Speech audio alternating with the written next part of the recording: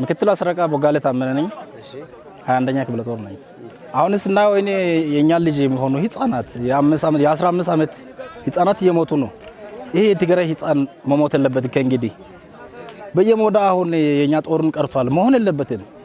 ዶክተር አብይ አህመድ ከኢሳያስ ጋር ከመስማማት ከደብረ ጽዮን ጋር ተስማምቶ ይሄን ክልል አንድ ማድረግ ነበረበት። ይሄ ወጣት በየሞታ ቀርቷል። ከእንግዲህ የትግራይ ወጣት የትግራይ ልጅ መሞት የለበት። አላማ የሌለ ጦርነት ነው። እርስ በርስ ትላንትና ያሰለጠነው አሰልጣኙን አገኙ ለካሹን ለመግደል ነው የመጣው ሰልጥኜ ማለት ነው። አላማ የሌለ ጦርነት ነው እስከዛሬ የተዋገን ያለ ነው። ለዘመናት ጥላት የነበረውን አምጥቶ ትግርን ከማስደፈር ከደብረ ጽዮን ጋር ተስማምቶ ስራውን ቢሰራ ይሄ ኪሳራ አይመጣም ነበር። አልቋል ተብሎ ሪፖርት ተደርጎ ቆይቶ ስንመጣ ሰው አልተደካም። እዚህ ውሸት ሪፖርት ነው። ለምን ግልጽ አያደርጉም? ስለዚህ ደሃ ልጅ እንግማት ይዘው በራላ ጥለን ይሄር ነው። ስለዚህ ከዛሬ ጀምሮ ከእንግዲህ ይሄ ጦርነት መቆም አለበት። ሁኔታው በጣም ከባድ ነበር፣ እየተዋጋን ነበር። ያው በውጊያ ሰዓት ትገላለህ፣ ትገደላለህ። ሁኔታው በላይ ሲሆን ያው እጅ ተሰጥቷል። ያው እጅ ሰጥተን ወደዚህ ገብተናል። ከአሰራሩ መጥፎ እንደሆነ ከላይ እስከ ታች ችግር መኖሩን ተረድቻለሁ። ምርኮኛ ያዝ ይሄ ትግራይ ህዝብ በጣም ጥሩ ህዝብ ነው። በየመንገዱ እኛን ያበሉን ያጠጡ ያምጡቷል። አሁን ደግሞ ያው ሰባዊ እንትኑ ተጀምሯል። ውሃም እየሰጡ ያበሉን ያጠጡ ነው። ቁስለኛኛ ያከሙ አይዛችሁኝ ያገዙን እና በዚህ መቀጠል አለባችሁ ብዬ ነው የሚያስተላልፈው። አዎ አንድ ሰው እንደም መነካት የለበትም እየተባለ ማለት ነው እና በጥሩ ሁኔታ ተይዘናል። በዙ መቀጠል አለበት ነው ለወጣቱ የሚያስተላልፈው መልእክት። አላማን አውቆ መምጣት ነው። አላማን ሳናቅ ነው የመጣ ነው። እኛ አላወኩም ምን አላማው በተበላሽበት ሰዓት ነው የመጣ ነው። ነገሮቹ ሁሉ ትክክል ባልሆነበት ሰዓት ማለት ነው። ስለዚህ አሁን ወጣቱ ከእንግዲህ አላማን አውቆ ማን ከማን ጋር እየተዋጋ ነው የሚለው ነገር አውቆ ተረድቶ መምጣት አለበት። እኔ ትርጉም የሌለ ጦርነት ነው። ወንድምን እየገደልኩ ትላንት እኔን ያሰለጠነውና አሰልጣኙን እየገደልኩ ትርጉም የሌለ ጦርነት ስለሆነ የሚመጣው ወጣትም አላማውን አውቆ መምጣት አለበት። ስሜ እንድሪስ መሐመድ ይባላል። ያው ምክትል 10 አለቃ ነኝ። የ21ኛ ክፍለ ጦር የ3ኛ ብርጌድ የ2ኛ ሻለቃ አባል ነኝ። ተተማረክን በኋላ ምንም የደረሰብን በደልና ጭቆና የለም። የትግራይ ህዝብ ድሮ ማቃፊ ነው እናውቀዋለን። ወንድሞቻችን ጋር ግን በማናቀው ነገር ጠባሳ እየጣልን ያለ ነው። የኢትዮጵያ የብሔር ብሔረሰቦች ልጆች ምንም በማናቀው ነገር ህይወታችንን እያጣን ከወንድሞቻችን ጋር ደም እየተፋሰስን ባለንበት ሰዓት የትግራይ ህዝብ እጃችንን ሰጥተን ለትግራይ ልዩ ኃይል እጅ ሰጥተን ውሃ ምግብ ሳይቀር ያቅማቸውን ያላቸውን እነሱም ስለሌላቸው በአካባቢው ከኛ በፊት የመጣ የሰራዊት አባል ንብረታቸውን ሁሉ የቤት ዕቃ ሳይቀር እህል ሳይቀር ስላቃጠለ ግን ቢሆንም ኖሮ ተካፍለው እያበሉን እያጠጡና ያለ ነው። ምንም የደረሰብን በደልና ጭቆና የለም። እኔ በጣም የምጠጠጠውና የማዝነው የፌዴራል መንግስት በህዝብ ደም መነገድ፣ በኢትዮጵያ ህዝብ በደሃ ልጅ ደም መነገድ ከምንም በላይ የሚያሳዝነው ማለት ነው።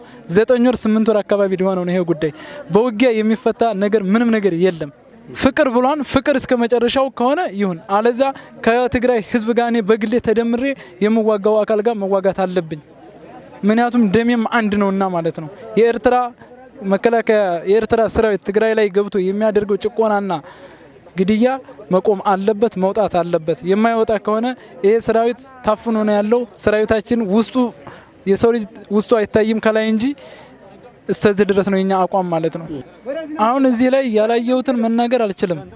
ያየሁትን የምናገረው ሰራዊቱ የህዝብ ወገንተኝነቱ ህዝባዊ ወገንተኝነት አለው ድሮም ስለሚያውቀው ማለት ነው። ከዚህ የበለጠ ግን በጥሩ በሚሰሩት ውስጥ አጥፊዎች እንዳሉ ግልጽ ነው።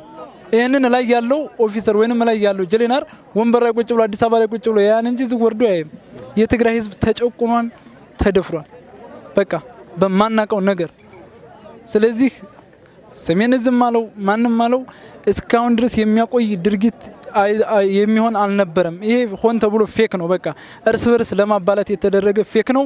በዚህ ፌክ ደግሞ ስልጣን ላይ መኖር አይቻልም። እውነትና እውነቱን ተናግረን የሞቱት ሞተዋን ያሉትን ደግሞ አንድ አድርጎ ኢትዮጵያን አንድ ማድረግ ነው። ብሔር ብሔረሰባችንን የብሔር ብሔረሰቦችን ህዝቦች አንድነት መቀጠል ነው ያለብን። ስለዚህ ሰራዊቱ አልዘረፍኩም። እኔ በግሌ ካልዘረፍኩኝ ሌላ ሊዘርፍ ይችላል። እኔ ካልደፈርኩ ሌላ ሊደፍር ይችላል። ሌላው ካልደፈረ እኔ ደፍሬ ሊሆን ይችላል። የትግራይ ህዝብ ተጨቁኗን ተገፍቷል።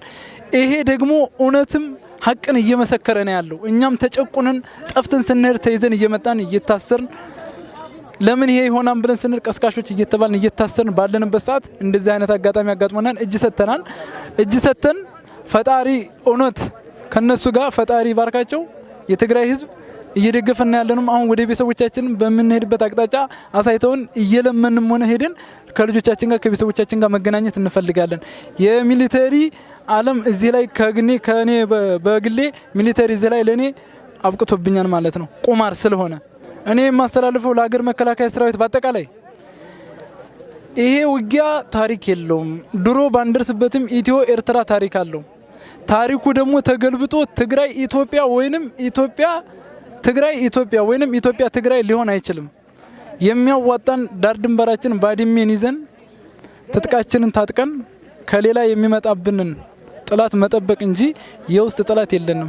የሚያዋጣን የትግራይ ህዝብ ጋር አንድ ሆነን ሰራዊታችን አንድ ሆኖ የሰራዊት አባላችን ንቅናቄውን አድርጎ ሆ ብሎ ወጥቶ ከህዝቡ መቆም አለበት ባይነኝ። የመከላከያ ሰራዊት አባል የትግራይ ህዝብ ላይ ያልወለደ ከትግራይ ህዝብ ያልወለደ የአማራ ልጅ የለም። የደቡብም ከትግራይ ያልወለደ የለም። የትግራዩም ከአማራም ከደቡብም ከኦሮሞም ከብሔር ብሔረሰብ የተዋለድን ስለሆነ ደማችን ቢቆረጥ የሁላችንም አንድ ስለሆነ የመከላከያ ሰራዊት አባል ከዚህ በኋላ ከዚች ከአሁኗ ሰዓት ጀምሮ መንቃት አለባችሁ ነው የምለው። ፌክ እንደሆነ መንቃት አለባችሁ ነው የምለው። አመሰግናለሁ።